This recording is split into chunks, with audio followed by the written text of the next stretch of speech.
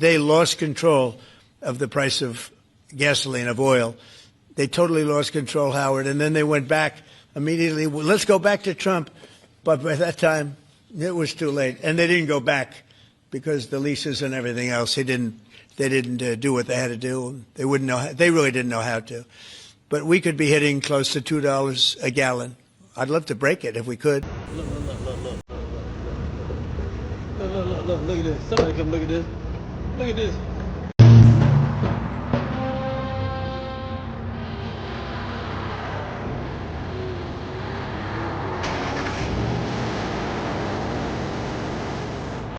There's no way I'm seeing what I'm seeing right now.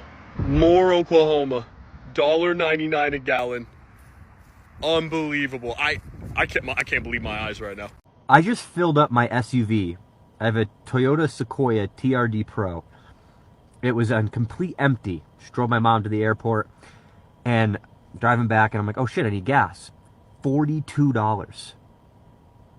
It only cost me $42 to fill my entire gas tank. Gas in the part of Colorado that I'm in is $2.19. Look, the world's pretty fucked up. Things are expensive, but I gotta give credit where credit's due. Gas coming down like this is great. I'm in Oklahoma City, and the gas is only $2.15. That's literally nothing. Like, basically free, so I'm excited. What do y'all think about this? And I made it to Oklahoma City, so I'm excited about that. But I can't believe the gas prices. I thought they were going to be super expensive here. And on the way to California, because I thought that the California prices are expensive, because they probably are still, but I thought on the way it would be getting more expensive gradually, but I guess it hasn't. But I'm excited. Yeah, I'm getting there. Boy, oh boy, oh boy, oh boy, oh boy. So we got some great news for America, specifically if you live in a red state. Terrible news for Democrats. Terrible news for progressives. Terrible news for I'm not MAGA anymore because Trump hasn't done enough, people, right? Terrible news for those people, too, because voters are noticing shockingly low gas prices popping up across the country, particularly if you live in a red state. And I want to talk about this because I already know there are going to be people who are in the comment section. Again, the I'm not MAGA anymore because Trump hasn't done enough people, or liberals or Democrats are going to say, oh, but in my state, I don't see it. I don't see these shockingly low gas prices. I don't see it. Let me just be the first to say, you don't see it because of who's running your state, okay? Who's running your state? They're the people that are responsible for keeping your gas prices high despite Trump's policies, particularly his foreign policy, that is having positive results domestically on gas prices. And this is why we're seeing gas prices at the lowest that they've been in years, right? Over the last 4 years, gas prices are getting very, very, very low in some states. And I want to talk about it because, again, I've been trying to stress to people that Trump is not getting enough credit for fulfilling the promises of his campaign and putting in a good faith effort to do exactly what he told the American people that he's going to do. And again, when you look at the price of gas, this is a prime example, a great example of exactly what I'm talking about. Because again, people are shocked to see that gas in some parts of the country has fallen to under $2 a gallon. Damn near unheard of in 2025.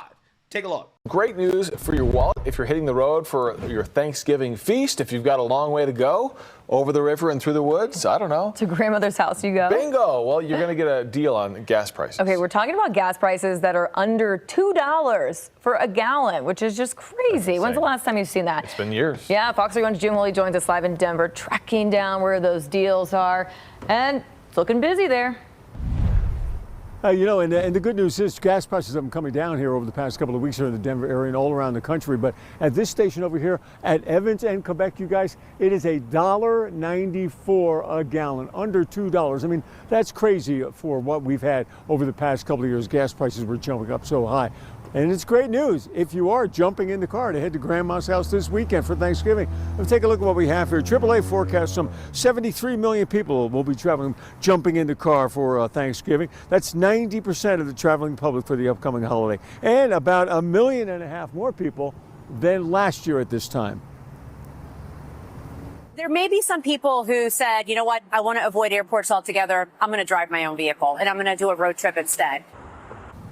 No, the price here at Edmonton, Quebec is nearly 50 cents less than the countywide average here in Denver. That's about $2.47 right now. And that is about 35 cents less than just a month ago. The national average, if you're really going to be traveling to grandma's house, the national average right now is just above $3 a gallon. I mean, I paid about $2.45 a gallon the other day. Well, I thought I was doing pretty good. Right now, $1.94, Edmonton and Quebec. We had the big tanker truck here. I mean, they've been so busy over the past 24 hours. They had the big tanker truck here filling up their storage tanks just a short time ago, and business has been steady here all morning long. $1.94 live in the southeast part of Denver, Edmonton, Quebec. One more time. Yeah. So I want you guys to understand, right? This is what I want you to understand. There's record travel that is happening during the holidays, while the mainstream liberal media is running around talking about how everybody feels like the economy is so terrible. And I'm not saying that the economy is great, particularly for those who are of lower income, right? Obviously, people at, those income levels are getting squeezed, right? I mean, that's just the reality of what happens when you deal with the type of inflation that we dealt with over the past 4 years under the Biden administration. However, during Trump's presidency, thus far, we've had less inflation than Biden, okay? And hopefully it continues to go down. And a part of the inflation equation is gas prices, right? Gas prices are the lowest that they've been in 4 years. That is an undeniable fact. But despite this undeniable fact, liberals are basically fuming over the price of gas, mainly in their state. And then they're turning around and they're blaming Trump for what is the fault of the Democrats running their state. Gee, thanks, Mr. Trump. Yeah, gas prices suck. Yeah, I'm here getting gas right now. Yep, getting gas right now, and guess what? It's really expensive. It's really high. That whole thing, you were going to cut gas down to $1.99 a gallon, hasn't happened. Prices are still really, really high. So you've accomplished absolutely nothing. So thanks a lot. Oh yeah, and grocery prices, they're high too, and yeah, just everything is just high. So that whole promise that you were going to cut prices immediately, you, sir, did nothing. Absolutely nothing.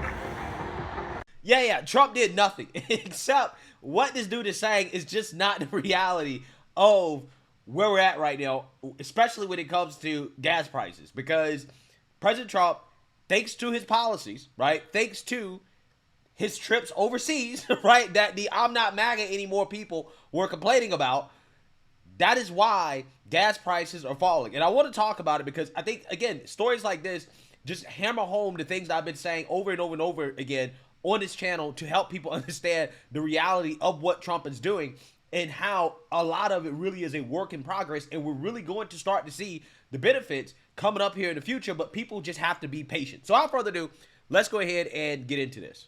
Holding steady as millions of Americans hit the road. GasBuddy's predicting a national average of $3.02 per gallon on Thanksgiving Day. That's the same as last year and one of the cheapest holiday averages since the pandemic. Let's bring in GasBuddy's head of petroleum analysis, Patrick DeHaan, for more. Patrick, thanks for joining us. So why are gas prices so low right now compared to previous years? Yeah, good morning, Dan. There's a lot really into this. Really, the gist of it, though, OPEC has continued to increase or restore oil production for much of this year. That's put a lot of downward pressure on oil prices. Now, for those saying, well, gas prices are about the same as last year, while oil is much lower than last year, well, there's also some catching up. Refinery maintenance season is just wrapping up. That's a time of year that refineries generally retool and work on their facilities to make sure they're reliable. That refinery maintenance now wrapping up. That's going to mean that refineries are able to ramp up oil into their plants. That means more gasoline, diesel, and jet fuel will be produced. So as we get closer to Christmas, I think the news will continue to improve with gas prices potentially falling below $3 a gallon in the next few weeks. Yeah. So you say that, you heard that. Now, I just want to stress the I'm not MAGA anymore people because Trump hasn't done enough. Trump spends too much time overseas. He spends too much time with Saudi Arabia. He spends too much time with the Qataris. A lot of those individuals, right, who were complaining about Trump spending too much time overseas, aka people like Marjorie Taylor Greene, right, their criticisms were grounded in ignorance. This is why I try to say that a lot of these criticisms are either not based in reality or they're not done in good faith. Because a smart person, an intelligent person, an educated person will understand how President Trump's relationships overseas, particularly with the Saudis, with the Qataris, with the UAE, how that helps domestic energy and gas prices, right? President Trump's relationship with Saudi Arabia gives him influence over OPEC. OPEC, major oil producing cartel, they have major influence over the global supply of oil, right? And because Saudi Aramco is state backed, they can increase or decrease the supply basically at will because it's state backed. Okay, the state can say, yeah, we're willing to sell oil at a lower price. President Trump and his relationship with the Saudis helps President Trump go to them and say, hey, we want to lower the price of gas in the United States of America. We want some relief for the American citizens. Can you produce more oil? And the Saudis are willing to do that, right? OPEC is willing to do that because of President Trump's relationships, because of those trips that President Trump was taking overseas. But you had all these people on X, on the internet, boo-hoo-whining and crying, oh, Trump spends too much time overseas. He needs to focus more on domestic issues. When the reality is that the foreign trips were all about domestic issues, right? It was about domestic energy prices, domestic gas prices. That's what the foreign trips were about. President Trump was overseas to get wins for Americans, right? So that we could get domestic benefits. That's the whole point. But again, you have these clowns on the internet saying crazy stuff like Trump spends too much time overseas. He's not focused on domestic issues enough. It's like, what are you talking about? The border's closed. Illegals are being deported left and right. They're self-deporting. He's cracking down on crime. Gas prices are the lowest that they've been in 4 years. Everybody's taxes are getting cut. We're getting people off the welfare system who should be on it. We're ridding the waste, fraud, and abuse out of the system, okay? Wokeness is dead. Yeah, everything is not necessarily working out the way that we want. It is not happening all at one time, but there are good things that are happening. And it's because of what the president is doing. And it is falling into place. But it takes time. Things don't happen overnight. And this is what I've been trying to explain to people. But it's easy to get on the internet and to say crazy stuff like the president spends too much time overseas, right? When Biden, the fact that he did spend enough time overseas with the Saudis apparently is part of the reason why he didn't have that much influence over OPEC. And lo and behold, as a result, we had sky-high gas prices. We paid for it at the pump. And that's what people got to understand. That's what people need to understand. A lot of these people that are saying this crazy, wild stuff on the internet, they don't know what the hell they're talking about. They don't know anything. It's easier to be negative than to be positive. Negative headlines sell. Positive headlines don't. So that's why I want people to understand. This guy mentioned that, yes, we've seen oil prices fall. So that's going to eventually translate to lower gas prices because domestically we have to catch up, right? So it is likely that going into Christmas, gas prices are going to get even lower. And this is at sky-high demand. Again, we're supposed to have this terrible economy. We're in a recession, right? If you listen to MSDNC BS now, right? But we have record travel. People are literally traveling more than ever. You don't travel if you don't have disposable income, right? You got to have disposable income to travel. People are traveling. That's not what you see in a recession. What you see in a recession is people stop traveling. People stop spending money. And again, that's not to say that some people aren't struggling. Again, particularly those who are in the lower income brackets. Yes, of course they're struggling. We just went through Biden inflation. So yes, they're struggling. But it's going to take time for real wages to catch up. Okay?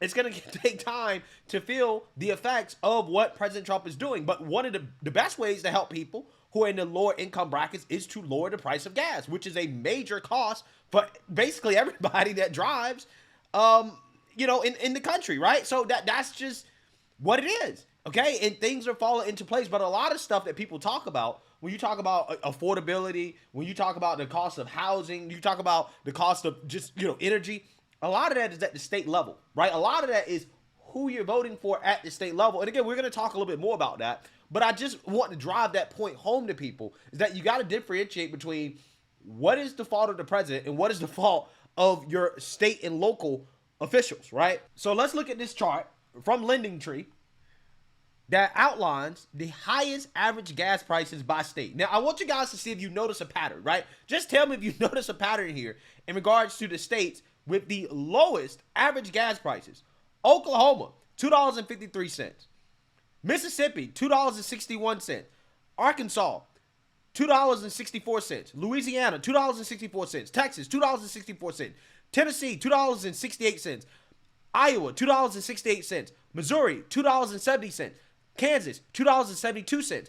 Alabama, $2.72. Nebraska, $2.75. Kentucky, $2.75. And then you got Colorado, $2.77. So I just went through about 12 states with the lowest gas prices in the country. And what was the pattern? What did you guys notice about all of these states? They just happen to be red states. All of them, right? The top 10 are all red states. All red states. And then when you look at the states with the highest average price per gallon, you got California, Hawaii, Washington, Nevada, Oregon, Alaska, Arizona, Idaho, Pennsylvania, Washington, D.C., Illinois, Utah, New York, Delaware, Maryland, Vermont, Connecticut. Yeah, so when you can see a clear pattern here, right? A clear pattern. The states with the lowest gas prices that are below the national average, they're red states. The states with the highest price per gallon of gas are blue states that have significantly higher prices than the U.S. average. So if you're one of these people where you're running around talking about, well, I don't see it. I don't see the benefits. I don't see gas being low in my state. It's probably because you live in a blue state, right? It's probably because Democrats are running your state. It's probably because they're taxing the hell out of oil and gas companies, out of the inputs that go into gasoline, into fuel, and that's why the cost per gallon is higher. That's why you're not seeing the benefits, because of your state and local officials, right? It's not because Trump is driving up the cost of your gas. No, at the actual national level, right? The price of oil is coming down globally. It's coming down because of Trump's relationship with the Saudis, because of his trips overseas. And the states that are experiencing the benefits of that are the red states with pro-energy policies. The states that don't have pro-energy, pro-gasoline, pro-fossil fuel policies, the states that are antagonistic towards that, the blue states, well, it just so happens they're the states with the highest cost of gas, right?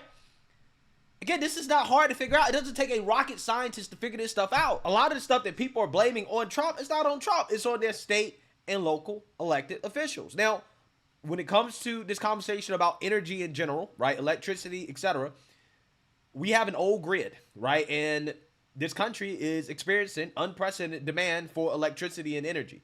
So the administration, they're trying through deregulation, through executive orders, to upgrade our grid, right? To modernize our energy systems, right? They're trying to do that, but people got to understand that takes time, but it's being done.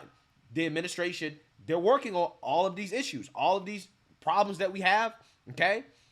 The administration is working on it, but you got to look into it. You got to understand what's being done, what's not being done, and then you got to connect it to the results and what is currently happening. And I think that is the disconnect that a lot of people are missing. The Trump administration has a lot of stuff to clean up, okay? They got a lot of stuff that they need to do in order to reverse what we went through with Joe Biden, right? And that takes time. It does not happen overnight. But that doesn't mean that they're not doing it. It doesn't mean that they're not doing anything about it. It's just that, again, you're not going to read about the positive stuff because the positive stuff doesn't sell. That doesn't get the click. So at the end of the day, I just want to stress that, yes, people are struggling. Yes, I understand that people are still dealing with Biden's inflation, and it's going to take time, right? But the administration, they're doing everything that they can do. There are things they're already working on. And I think that people just got to be patient. They got to understand, all right, we're not going to see results overnight. It's probably going to take, realistically, 2 years, right, ish, to really see the results of what the administration is doing. And until then, I think people just got to say, hey, you know what, let's wait and see and go from there, right? But, we live in a society where, people want things now. They don't understand that things take time, right? Rome wasn't built in a day. The earth wasn't made in a day, right? Nothing was done in a day. People got to understand that. And I think that's just kind of where we're at. But let me know what you guys think. Make sure you like, comment, and subscribe. Most importantly, share a Black conservative perspective. Peace.